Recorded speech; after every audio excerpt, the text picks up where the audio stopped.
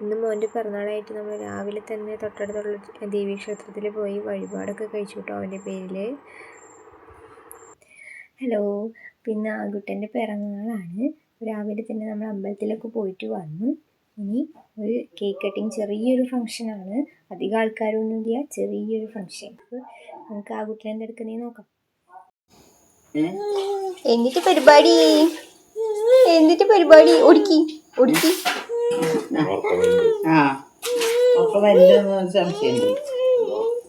അതേ അച്ഛനേടെ കൂടെ സൈക്കിൾ ചവിട്ടൊക്കെ കഴിഞ്ഞ് ഉറങ്ങാൻ വന്നിട്ടുണ്ട്. അപ്പോൾ ഉറങ്ങാൻ നോക്കാം. അപ്പോൾ ഇയാൾ നല്ല ഉറക്കമായിട്ടുണ്ട്. നമുക്കിനി ചെറിയ പണിയുണ്ട്. വരുന്ന ഗസ്റ്റുകൾക്കൊക്കെ കൊടുക്കാനായിട്ട് വെള്ളമൊക്കെ റെഡിയാക്കുകയാണ് നമ്മൾ. അപ്പോൾ വേഗം അതൊക്കെ ചെയ്തു. അതിനുശേഷം കേക്കൊക്കെ എത്തിയിട്ടുണ്ട്. പിന്നെ ഇത് എൻ്റെ അച്ഛനും അമ്മയും അമ്മായിയാണ്, അവരാണ് ഫസ്റ്റ് വന്നത് കേട്ടോ. അപ്പോൾ അവൻ അമ്മയുടെ കൂടെ സെറ്റായിട്ടുണ്ട്. പിന്നെ അവർക്കൊക്കെ വെള്ളമൊക്കെ കൊടുത്ത് ഇരിക്കുമ്പോഴേക്കും അനിയത്തിയുടെ വീട്ടുകാർ വന്നു. ഹസ്ബൻഡിൻ്റെ അനിയത്തിയുടെ വീട്ടുകാരാണ് കേട്ടോ. അനിയത്തിയും ഹസ്ബൻഡും ഇവിടെ ഇല്ല, UK-യിലാണ് രണ്ടുപേരും. അവരൊരു കാറാണ് കേട്ടോ അവന് ഗിഫ്റ്റായിട്ട് കൊണ്ടുവന്നത്. പിന്നെ നമ്മൾ നെക്സ്റ്റ് കേക്ക് കട്ടിങ് ആണ്.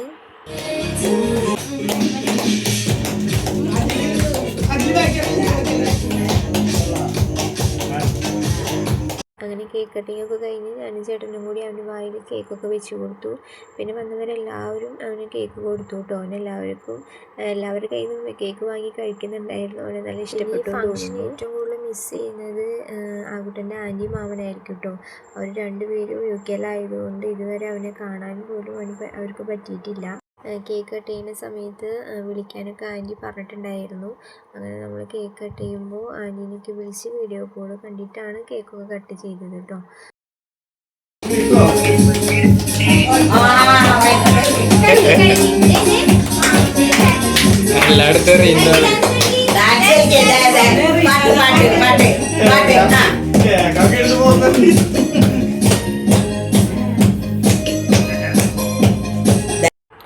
പിന്നെ ആകുട്ടൻ്റെ ഡാൻസൊക്കെ കഴിഞ്ഞ് നമ്മൾ പുറത്തേക്ക് ഫോട്ടോഷൂട്ടിനായിട്ട് ഇറങ്ങിയിട്ടുണ്ട്.